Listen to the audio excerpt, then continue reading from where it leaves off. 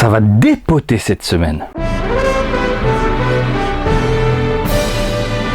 Salut à toutes et à tous, Marty Japan pour un tout nouveau déballage. Et bien aujourd'hui les gens, on va se pencher sur de la figurine que vous m'aurez réclamé, que j'ai chopé il n'y a pas très longtemps dans The Ichiban Kuji, qui déboîte ou pas.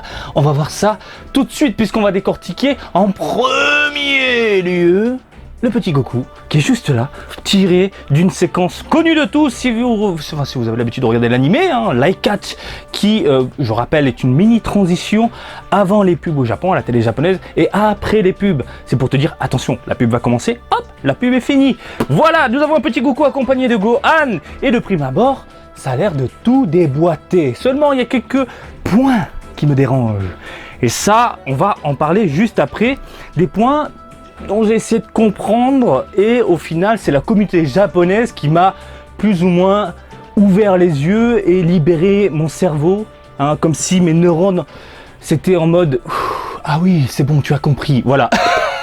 Je remercie donc Twitter et la communauté japonaise pour les petites explications, et maintenant je comprends pourquoi il y a certaines choses qui peuvent déranger, et au final pourquoi le sculpteur a pris une certaine position pour concevoir cette figurine-là. Marty, tu parles en quelle langue là? Oui, je sais, on dirait de l'extraterrestre, mais ce n'est pas grave. Sachez-le, c'est sorti le 6 mars 2021, non pas dans les combini, mais dans les boutiques participantes, un peu comme les supérettes, mais qui ne sont pas vraiment des combini. Vous avez des game centers, vous avez des librairies, vous avez des pharmacies.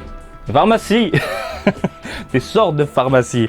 Bref, on peut trouver cet Ichiban Kuji là un peu partout dans l'archipel. Prix du ticket, je le rappelle, Ichiban Kuji, vous prenez votre ticket, vous payez une certaine somme, vous prenez votre ticket. Si vous tombez par exemple sur le lot A, vous chopez de la figurine, et selon la lettre, eh bien, vous allez avoir un petit goodies ou un gros joujou. Donc comme je viens de le dire, prix du ticket 800 yens, c'est la gamme pour le moment la plus chère en dehors des Super Master Star Spy, c'est la gamme la plus chère Ichiban Kuji qu'on peut voir jusqu'à présent. Nous avons donc Ichiban Kuji Dragon Ball X Chikyo Mamoru Senshitachi, qu'on pourrait traduire par Super Loterie de la Mort qui tue Dragon Ball X, les guerriers qui protègent la Terre. Ça tue. Ça tue parce que Bandai, encore une fois, je tiens à le préciser, c'est pas Bandai, c'est Bandai Spirits. Aujourd'hui, écoute les consommateurs. Certes, on a du Goku, mais c'est du Goku qui fait plaisir à voir, à l'ancienne typée 80-90, plus 90. Et on a beaucoup de personnages secondaires dans cette loterie-là. Dragon Ball X est une gamme Ichiban Kuji qu'on a pu voir il y a un petit moment avec Kulilin, Yamcha, Kame Sennin, Jackie Chun et compagnie. Là, on se retrouve avec du Piccolo Tenshinhan, Chaosu et compagnie, et on va avoir en juillet du très très lourd avec du Vegeta, du Nappa, du Saibaman, la totale. Ça va déboîter. Bref, on va checker la boîte les amis. Vous avez donc le Goku tiré de la fameuse transition I-Catch, on appelle ça I-Catch. Au niveau de la boîte, ils ont décidé de récupérer les couleurs justement de cet I-Catch là pour mettre en scène nos deux personnages. Nous avons donc un fond bleu, très dans l'esprit I-Catch, et en gros plan nous avons la licence qui est Dragon Ball Super. Ils utilisent la licence du moment, c'est normal. Nous avons ici du Dragon Ball X Chikyo Mamoru Senshitachi, donc le nom de la gamme. Ichiban Kuji avec Bandai Spirits, bref, c'est cette partie-là de l'entreprise qui distribue la bête.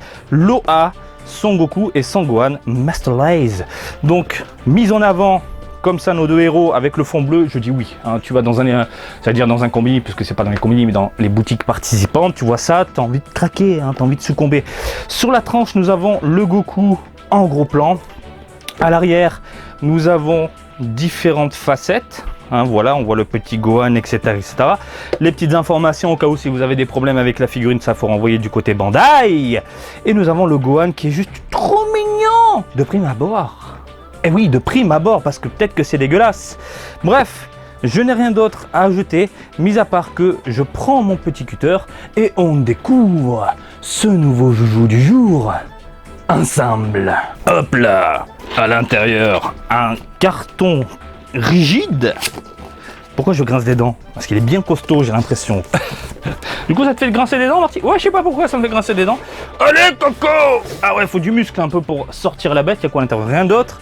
Nous avons ensuite la figurine très bien emballée que vous pouvez, hop, la sortir sur le côté ou sinon vous découpez au centre. À vous de voir, qui est déjà montée. D'accord, d'accord, très intéressant. Ensuite, il n'y a que ça.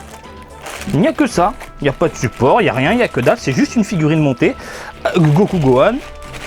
Voilà, en une seule pièce, en un seul bloc. Du coup, pas de transition, on va enchaîner tout de suite. Donc c'est très très intéressant. Nous avons ici le petit pied qui a été protégé, j'imagine, au cas où s'il y a des chocs avec la boîte. Déjà, le premier, mes premières impressions comme ça, bah, c'est pas mal. C'est pas... Oh, il est... il est vraiment très beau. Et nous avons ensuite le Goku. Hop là, sors petit Goku. Ah putain, j'ai un défaut d'usine.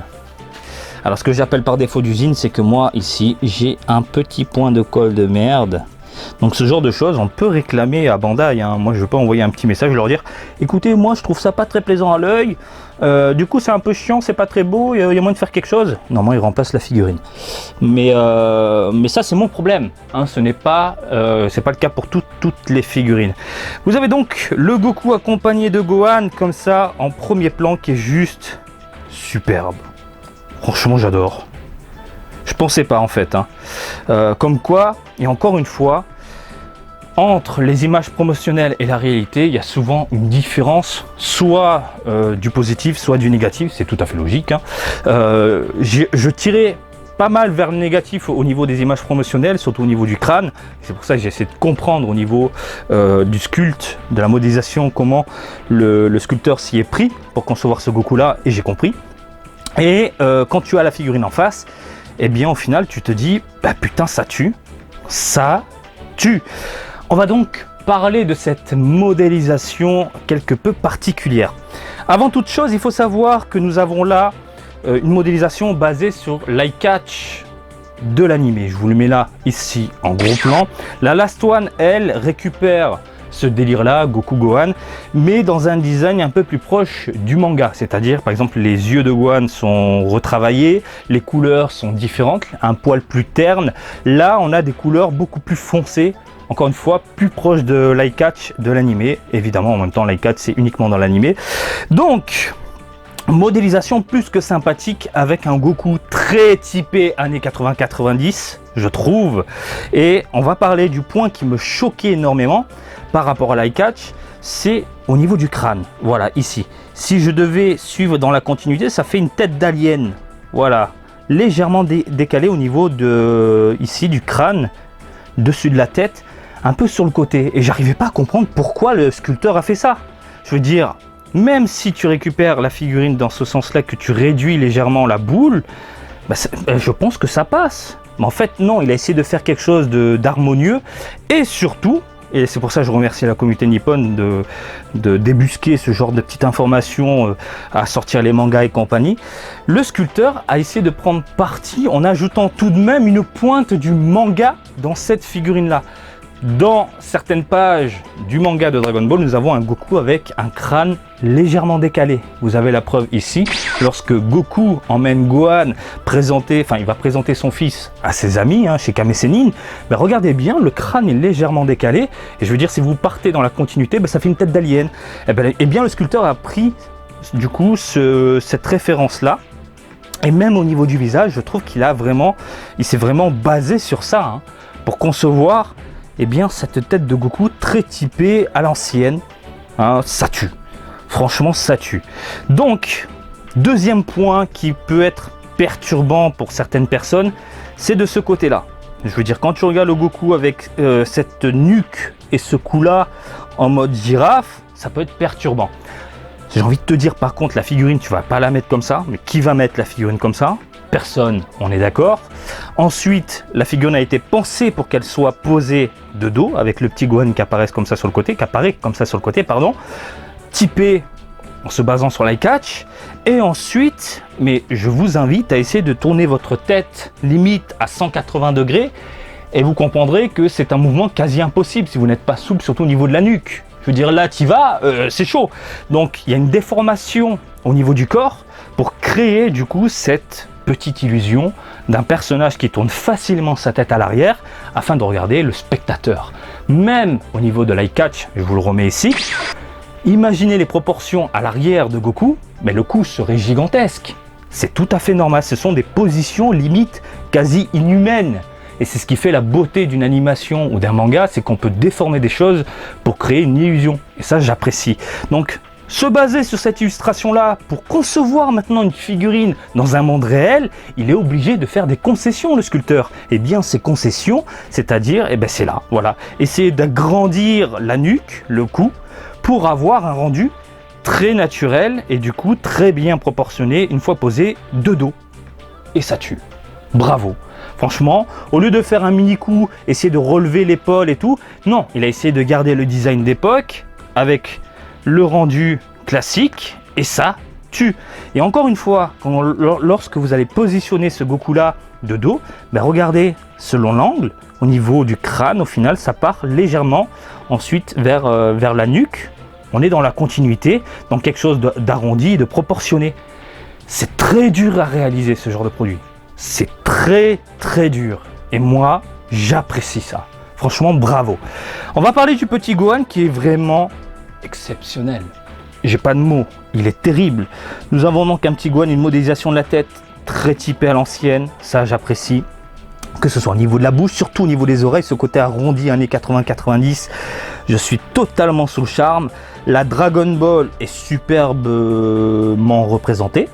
Hein, on a un petit côté, comment dire, ah voilà, j'allais dire, il n'y a pas de jointure-ci, il y a une mini jointure très peu visible, donc ça va, ça passe, c'est pas dérangeant. Mais globalement, le petit Gohan est vraiment très plaisant à l'œil. Ils se sont amusés du coup à sculpter tout le personnage avec sa petite queue de Saiyajin, etc. Bref, je trouve ça, encore une fois, très plaisant à l'œil. Au niveau du corps de Goku, on a quelque chose de bien proportionné au niveau des muscles, surtout détaillé au niveau de la main, alors qu'à la base, la main, on ne la voit pas. Hein, je le rappelle, vous allez la positionner comme ça. Voilà, hein, il se casse quand même le cul à faire un rendu très plaisant à l'œil, même au niveau des bottes, c'est superbe. J'ai rien à dire. Au niveau des cheveux, on a quelque chose de pointu et pas mal de petites mèches typées encore une fois à l'ancienne. Hein. On retourne en mode rétro. Enfin, on est dans un moule rétro et ça j'apprécie. On n'est pas dans du Goku moderne et ça j'aime beaucoup.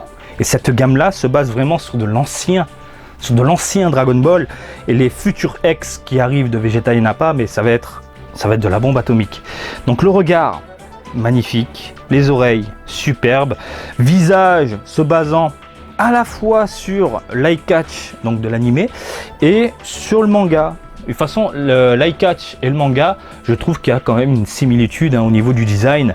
Donc là, on a vraiment quelque chose de très très agréable à l'œil. Hein. Et les yeux, terrible, très bien représenté, le petit nez en pointe magnifique, les oreilles rondes à l'ancienne, encore une fois, je dis oui. Au niveau des jointures, on en a une ici, mais pas du tout voyante, hein, c'est dans la continuité, c'est vraiment très léger, donc ça passe. On n'en a pas au niveau du corps, on a des pièces différentes, que ce soit au niveau du bras, du t-shirt, et puis le reste. Pièces séparées, pour moi, c'est validé, vous le savez. La petite ceinture obi fine, qui passe inaperçu, pièces différentes, nickel. Pour le Gohan, par contre, c'est en un seul bloc, mais la peinture est plutôt bien réalisée dans l'ensemble. Voilà. En parlant de peinture, en parlant de couleur, nous avons, alors c'est très compliqué à exprimer, mais je pense qu'ils sont partis sur quelque chose de mat. Je le vois surtout au niveau de la peau, on a vraiment ce côté mat, mais par contre c'est légèrement brillant au niveau des vêtements, pas dérangeant. C'est pas dérangeant, il y a vraiment des plastiques dégueulasses, brillants, mode goudronneux qui t'en mettent plein la gueule, en mode au secours, j'en veux pas, ça finit à la poubelle. Là, clairement, c'est pas du tout dérangeant. Le Gohan, par contre, il est vraiment dans un ton mat de chez mat, ça, il n'y a rien à dire. Petite déception, par contre, au niveau de la Dragon Ball ici 4 étoiles, je vous avoue que j'aurais bien voulu avoir une boule transparente, légèrement transparente. Là, c'est vraiment... qu'est-ce qu'ils ont fait? Ils ont rajouté un petit côté brillant et chromé, légèrement chromé, un orange légèrement chromé, voilà, donnant cet aspect un peu bling bling, clinquant à l'œil. pourquoi pas, mais je préfère le transparent pour le coup concernant la petite Dragon Ball. Nous avons des nuances au niveau des vêtements. Alors c'est très léger, je pense qu'à la caméra vous ne pouvez pas voir, et comme la lumière est très forte, vous avez beaucoup plus de reflets que dans la réalité, désolé. Vous avez donc ici des petites nuances très foncées au niveau des extrémités, puis on tire vers quelque chose de beaucoup plus léger, que ce soit au niveau du pantalon ici, au niveau du t-shirt également. Non, franchement c'est superbe.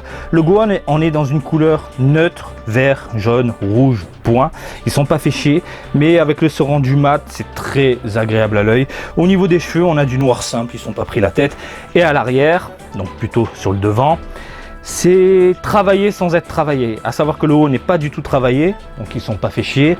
Le bas par contre, ils ont rajouté quelques nuances au cas où si tu positionnes la figurine comme ça ou comme ça, enfin voilà, pour que tu voies un minimum de texture, un minimum de couleur, un minimum de quelque chose qui t'en mette un petit peu, qui t'explose un petit peu la mirette. Mais écoutez, globalement, je trouve que c'est très, encore une fois, plaisant à l'œil.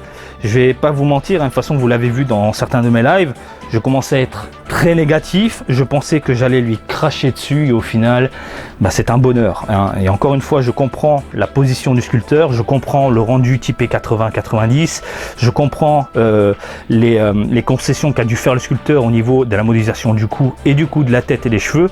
Et au final, voilà, tu positionnes ça comme ça. Et c'est magnifique, c'est mignon, c'est sympa, tu fais ton petit eye catch à la maison. Voilà, on va checker la taille les amis, la petite taille. La petite, oui quand même. Hop, nous avons donc un Goku qui est dans les 16. Alors attendez, je vais monter un petit peu comme ça vous pouvez voir à chaque fois. Il y a ma gueule en bas à droite, on est dans les 16 cm environ. Sur le côté, nous avons du 13-14 cm. Et puis comme ça, on est dans du 11 cm environ. C'est une bonne petite figurine, franchement sympathique. Vous le voyez hein, par rapport à ma tête, hein, qui a son petit côté imposant, que tu vas poser ça quelque part, voilà. Et je trouve ça vraiment superbe. Donc, est-ce que je te la conseille? Mon avis, oui. Oui, parce que surtout, alors vraiment surtout, si tu es un vieux de la vieille qui apprécie le typé années 80-90, et si tu es de la nouvelle génération qui apprécie l'ancien Dragon Ball, évidemment, quand tu vois ce genre de produit qui déboule, qui est extrêmement rare aujourd'hui, parce qu'on se tape du Blue, on se tape du Gogeta, du Broly, du machin, du Dragon Ball Super, des contours ronds, voilà. Là, putain de merde, on nous fait plaisir avec ça. Et moi, ça, je dis oui. Ça finit forcément dans une vitrine, ça finit quelque part à la maison, dans un coin, parce que c'est représentatif de l'univers Dragon Ball Z. Merci le petit eye catch. Du coup, on a pu avoir en 2021 une figurine de cette qualité. Voilà. Je n'ai rien d'autre à ajouter, mis à part. Voilà, j'espère que ce petit déballage du jour vous a plu. Comme d'habitude, je vous invite à me suivre sur Twitter et Facebook, Marty Japan. Et je vous dis à très bientôt. Allez, salut, bisous, ciao, ciao!